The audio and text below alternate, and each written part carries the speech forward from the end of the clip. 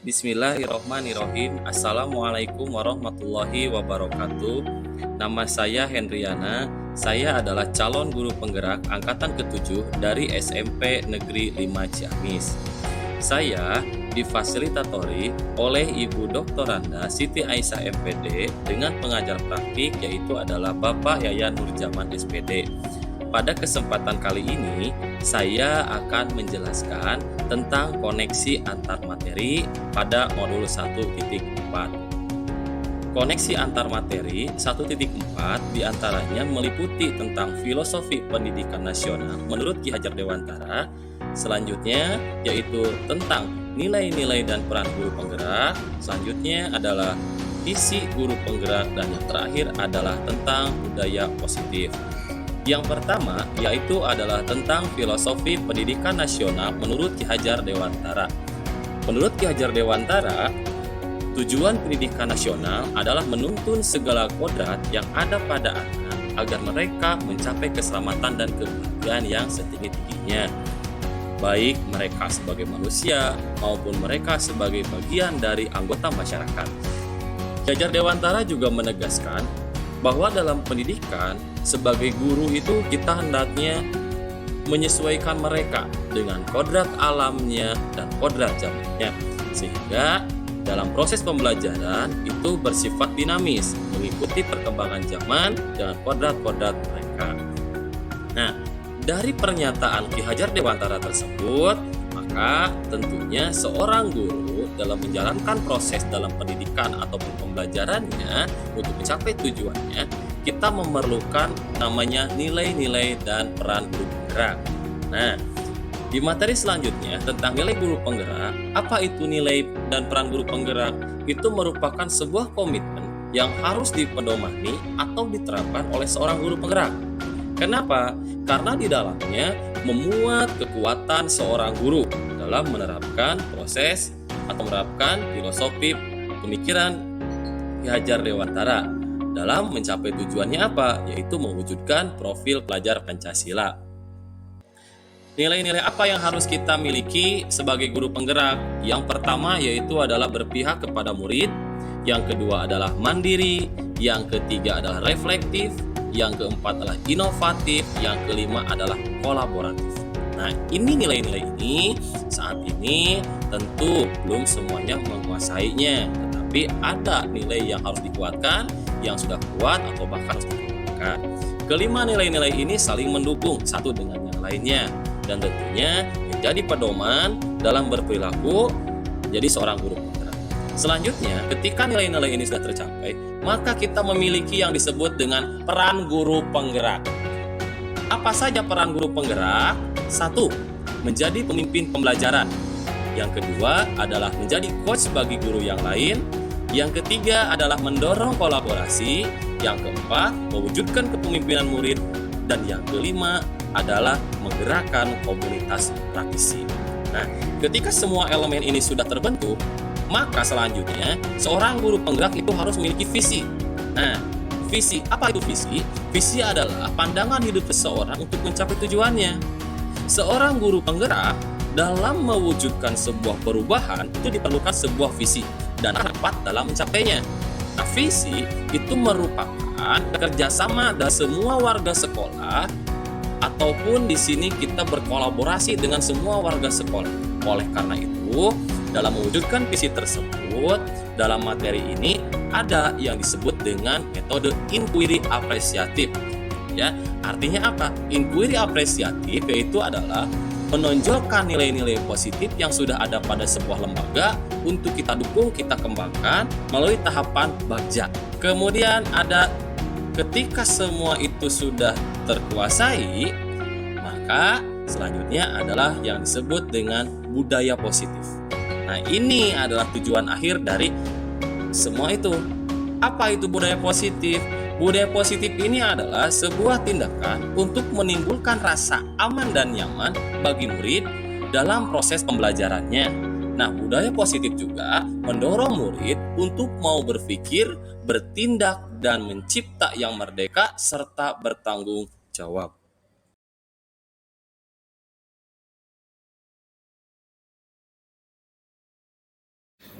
Selanjutnya adalah sejauh mana pemahaman saya tentang konsep-konsep inti, diantaranya adalah tentang disiplin positif, teori kontrol, teori motivasi, hukuman, penghargaan, kemudian kontrol guru, kebutuhan manusia, dan keyakinan kelas setelah segitiga restitusi. Yang pertama adalah disiplin positif. Disiplin positif itu merupakan sebuah konsep. Kata disiplin di sini sangat berkaitan dengan yang namanya kepatuhan. Nah, disiplin ini mengacu terhadap bagaimana seorang guru dapat membimbing muridnya untuk menumbuhkan sikap disiplin. Tetapi disiplin di sini adalah yang timbul dari dalam dirinya atau yang namanya intrinsik. Nah, ini selaras dengan apa yang dikatakan oleh Ki Hajar Dewantara, yaitu bagaimana seorang siswa memiliki sistem disiplin dari dalam dirinya agar apa? Dia mampu mengontrol dirinya, serta dia dapat menentukan sikap yang mengacu pada nilai-nilai yang ia yakini. Kemudian adalah posisi kontrol. Nah, dalam posisi kontrol ini ada 5 jenis posisi kontrol, yaitu ada sebagai penghukum, pembuat rasa bersalah, teman, pemantau, dan manajer. Nah, dari kelima posisi kontrol ini diharapkan seorang guru itu mampu menjadi seorang manajer. Kenapa? Karena sebagai manajer itu dapat mendorong murid-muridnya menjadi pribadi yang mandiri, yang merdeka, bertanggung jawab. Dan ketika dia dikembalikan ke dalam lingkungannya atau kelompoknya, dia akan menjadi siswa yang menjadi lebih baik lagi dan lebih kuat. Dan dalam kegiatan manajer ini itu akan menciptakan sebuah lingkungan yang positif dan lingkungan yang aman serta nyaman. Nah, kaitan dengan kebutuhan dasar manusia, menurut Dr. William Glasser, itu ada 5 jenis kebutuhan dasar manusia. Yang pertama adalah bertahan hidup, yang kedua adalah kasih sayang dan rasa diterima, yang ketiga adalah kebebasan, yang keempat kesenangan, yang kelima adalah penguasaan. Nah, dengan mengidentifikasi kebutuhan-kebutuhan dasar manusia, maka itulah yang menjadi pendorong murid ketika dia melakukan sebuah kesalahan. Artinya adalah ketika siswa melakukan kesalahan, kita harus paham bahwa ternyata kesalahan dibuat oleh siswa itu tentu untuk memenuhi salah satu kebutuhan dasarnya. Kemudian ada teori motivasi, hukuman, dan penghargaan. Tujuannya apa? Itu untuk menghindari hukuman, ya, untuk mendapatkan imbalan, penghargaan dari orang lain, serta menjadi orang yang mereka inginkan untuk menghargai diri sendiri dengan nilai-nilai kebajikan yang kita percayai. Nah, selanjutnya adalah keyakinan kelas. Keyakinan kelas itu adalah cikal bakal atau langkah awal ketika akan menerapkan sebuah budaya positif. Ini dimulai dengan membuat kesepakatan kelas. Artinya, sebelum pembelajaran dimulai, kita buat dulu yang namanya keyakinan kelas agar tercipta suasana yang kondusif, tidak menghakimi siswa, dan terjadi kesepakatan bersama. Tujuannya apa? 1. Menciptakan pembelajaran yang berpusat kepada murid. Yang kedua adalah memunculkan keterlibatan murid dalam menentukan kelas apa yang mereka inginkan. Yang ketiga adalah menumbuhkan komunikasi yang efektif antara murid dengan gurunya. Selanjutnya adalah tentang segitiga restitusi. Ini adalah sebuah istilah yang mungkin baru saya pertama kali dengar. Tapi dalam penerapannya, ini sering kali saya lakukan dalam kehidupan sehari-hari, terutama dalam hal pembelajaran. Segitiga restitusi adalah proses untuk menciptakan kondisi bagi siswa untuk memperbaiki kesalahan mereka agar ketika mereka dikembalikan menjadi siswa yang lebih baik lagi. Ada 3 langkah dalam segitiga restitusi. Yang pertama adalah menstabilkan identitas. Yang kedua adalah validasi tindakan yang salah. Yang ketiga adalah menanyakan keyakinan. Tentu ketika saya mempelajari modul dari 1 sampai 4, ada banyak hal yang menurut saya paling menarik. Apa? Ternyata dari modul 1, 2, 3, 4 itu semuanya saling berkaitan berkelanjutan. Endingnya atau akhirnya adalah terciptanya budaya positif agar siswa menjadi aman, nyaman, serta mereka merdeka dalam belajar. Dan yang di luar dugaan saya adalah bahwa ternyata ketika siswa melakukan sebuah kesalahan, itu didasarkan atas pemenuhan kebutuhan dasar mereka. Terakhir, bahwa setiap tindakan bagi mereka ataupun bagi saya sebagai guru itu merupakan sebuah pembelajaran. Dan di sini kita sudah tidak lagi menerapkan yang namanya hukuman, tetapi kita kembalikan kepada siswa agar mereka menjadi pribadi yang lebih baik lagi.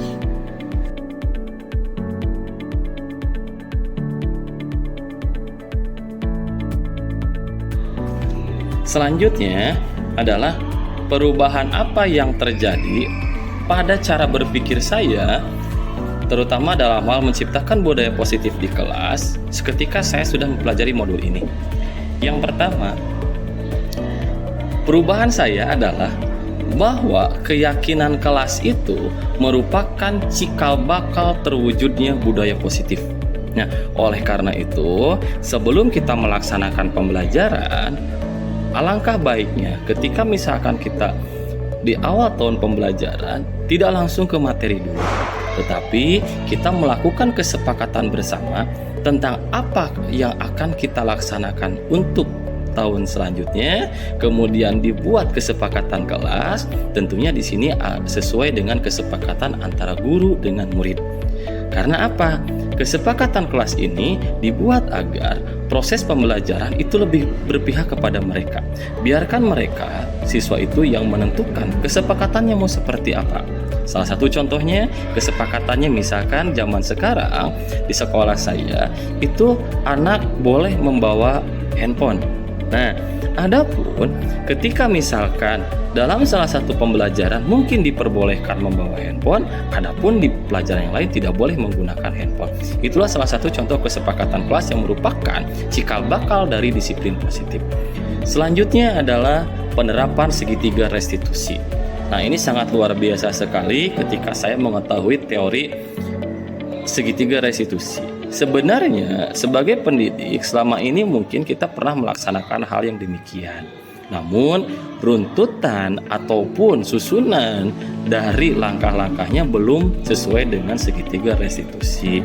Alangkah baiknya proses ini selalu dijalankan oleh guru agar ketika anak yang tadi sudah membuat kesalahan, ketika mereka dikembalikan ke kelompoknya, itu akan mereka menjadi pribadi yang lebih kuat lagi, tidak mempunyai rasa bersalah yang terlalu dalam, tidak jadi pendendam, tetapi akan menjadi pribadi yang lebih kuat lagi, tentunya dengan semangat-semangat dan nilai-nilai kebajikan yang sudah kita terapkan terhadap peserta didik. Nah, selanjutnya yang saya dapatkan ketika mempelajari modul ini, bahwa kita itu harus berpikir lambat. Dalam artian, ketika kita menangani seorang siswa yang bermasalah, tentu kita tidak langsung menghakimi mereka dengan sebuah hukuman. Tentunya ketika kita berpikir lambat, kita akan berpikir yang namanya menentukan kenapa anak berbuat seperti itu. Artinya, ketika anak berbuat yang tidak baik, itu pasti ada salah satu kebutuhan dasar dari kehidupan mereka yang belum terpenuhi. Nah, tugas kita dari guru yaitu adalah menjembatani dan mencari solusi agar siswa tersebut kembali ke dalam keyakinan kelas untuk menjadi pribadi yang lebih baik lagi.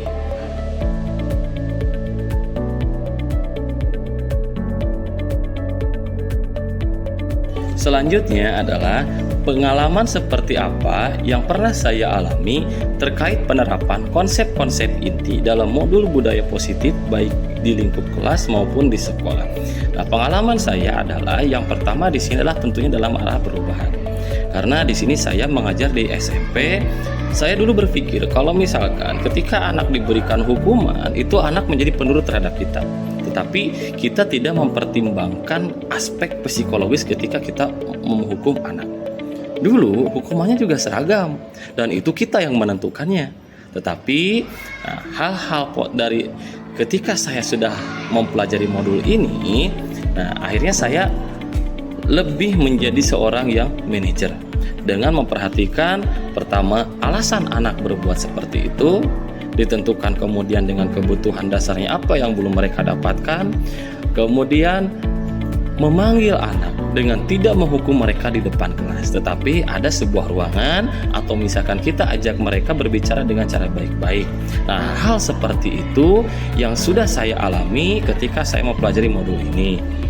Selanjutnya, dalam penerapan segitiga restitusi, ketika kemarin demonstrasi kontekstual, itu ternyata respon dari siswa sangat menyukai dengan pola yang segitiga restitusi. Karena apa? Apa yang menjadi kebutuhan dasarnya terpenuhi, solusinya terjawabkan, dan kita sebagai guru merasa kita tidak menjadi seorang yang menghakimi mereka, tetapi kita mendukung mereka, peran mereka, agar ketika kita kembalikan menjadi pribadi yang lebih kuat lagi.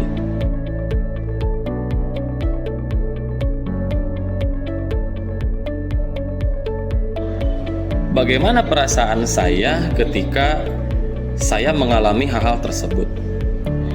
Dulu ketika saya melakukan hukuman, saya mungkin bisa berbangga ketika anak didik saya ketika di kelas menjadi pribadi yang mungkin lebih baik lagi. Tetapi ternyata dari aspek psikologisnya mereka terganggu. Nah, ketika kemarin saya menerapkan yang namanya segitiga restitusi dengan control manager, akhirnya di sini semua siswa menyadari tentang kesepakatan kelas, keyakinan kelas apa yang belum mereka sesuaikan. Kemudian saya kembali menanyakan tentang apa yang sudah mereka lakukan. Tentunya yang pertama dengan identifikasi dulu masalahnya. Satu contoh, misalkan ketika saya melaksanakan pembelajaran di laboratorium komputer, ada seorang anak yang dia sudah merasa mampu mengerjakannya, tetapi dia merasa bahwa dia tidak bersalah. Memang dia tidak bersalah, tetapi dia tidak menghargai temannya. Nah, ketika sudah berdiskusi dengan saya dengan pola penerapan segitiga restitusi, maka anak tersebut menjadi sadar, dan kesadaran tersebut itu keluar dari diri sendirinya bahwa sesama teman itu harus saling menghargai walaupun dia sudah menguasai materi tersebut. Dan timbal baliknya apa? Anak tersebut menjadi sadar.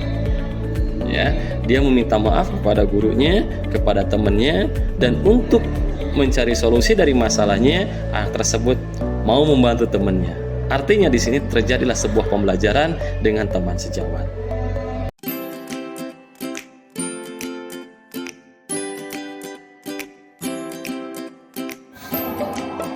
Menurut saya, terkait pengalaman dalam penerapan konsep-konsep tersebut, apa saja yang sudah baik dan apa saja yang perlu diperbaiki. Alhamdulillah, dalam penerapannya sudah mengarah ke lebih baik lagi. Tetapi di sini saya berharap untuk yang diperbaiki itu bukan di pelajaran saya saja, tetapi mudah-mudahan ketika saya sudah menerapkan cara disiplin positif sesuai dengan segitiga restitusi, kemudian kebutuhan dasar manusia, ini juga akan berlaku terhadap guru-guru yang lain. Sehingga budaya positif tersebut tercipta dalam sebuah kelas bukan hanya pada pelajaran saya, tetapi seluruh mata pelajaran yang lainnya. Bahkan ruang lingkupnya harus sekolah. Jadi tidak hanya terfokus dalam lingkungan kelas itu saja dengan pelajaran saya saja. Nah, apa yang perlu kita perbaiki? Tentunya dalam hal kebijakan, dalam hal kolaborasi, dalam hal komitmen. Artinya, kegiatan-kegiatan seperti ini perlu dijadikan sebuah acuan dasar ketika di awal tahun pembelajaran. Karena apa? Keyakinan kelas ataupun kesepakatan kelas itu menjadi sebuah cikal bakal untuk menerapkan budaya positif. Dan ini harus dilakukan bersama-sama oleh semua guru dan berkelanjutan.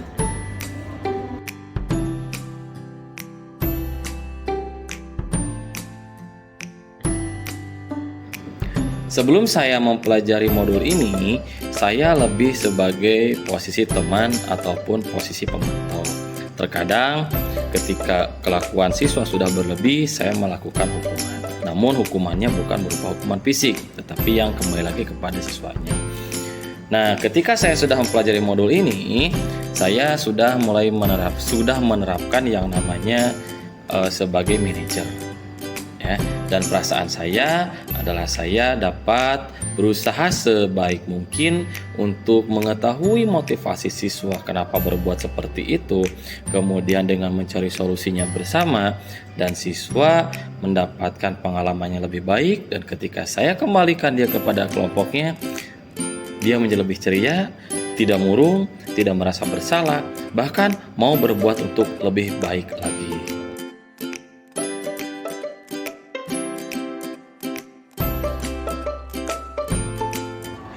Sebelum mempelajari modul ini, pernahkah saya melaksanakan kegiatan segitiga restitusi? Jika iya, tahapan mana yang saya praktekkan dan bagaimana saya mempraktekannya? Sebetulnya dalam keseharian saya sering melaksanakan kegiatan sesuai dengan segitiga restitusi. Namun mungkin karena saya belum pelajari modul ini, saya tidak tahu ini ada istilahnya, ini ada teorinya, ini ada runtutan kegiatannya, mulai dari validasi, kemudian sampai dengan menanyakan keyakinan mereka. Nah, yang saya lakukan adalah ketika anak bermasalah, yang pertama mungkin di dalam kelas saya akan membicarakan dulu dengan temannya sesuai dengan keyakinan kelas. Nah, selanjutnya saya suka memanggil mereka. Ya, pada tahap ini saya memanggil mereka tentunya terpisah dari kelompok yang lainnya agar saya bisa berbicara dengan baik-baik, kemudian berbicara dengan yang siswa yang melakukan kesalahan tersebut. Namun mungkin prosesnya belum sesuai dengan segitiga restitusi, tapi inti ataupun tujuan akhirnya yaitu adalah mengembalikan mental anak agar dia menjadi lebih baik lagi, itu sudah sesuai. Mungkin alurnya yang belum sama dengan segitiga restitusi, tetapi tujuannya sama, yaitu adalah memperbaiki kesalahan daripada siswa tanpa kita menghakimi dan menghukum siswa.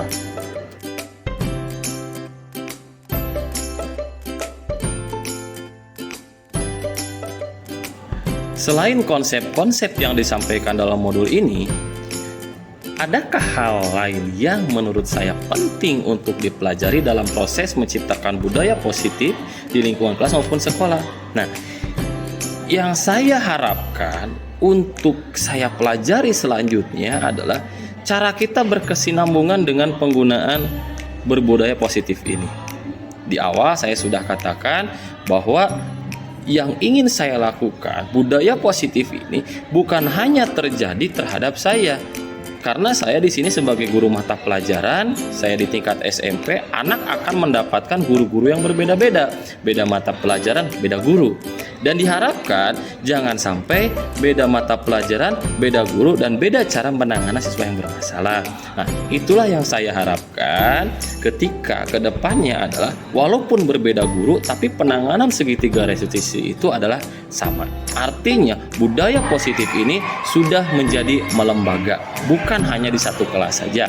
Nah, oleh karena itu saya harapkan itu adalah bagaimana membangun kolaborasi dengan teman-teman guru dan kebijakan dari sekolah untuk penyesuaian disiplin positif ini. Tentunya nanti endingnya atau akhirnya adalah sekolah yang menerapkan budaya positif, bukan lagi kelas, bukan lagi mata pelajaran yang menerapkan budaya positif, tapi ruang lingkupnya adalah sekolah yang menerapkan budaya positif.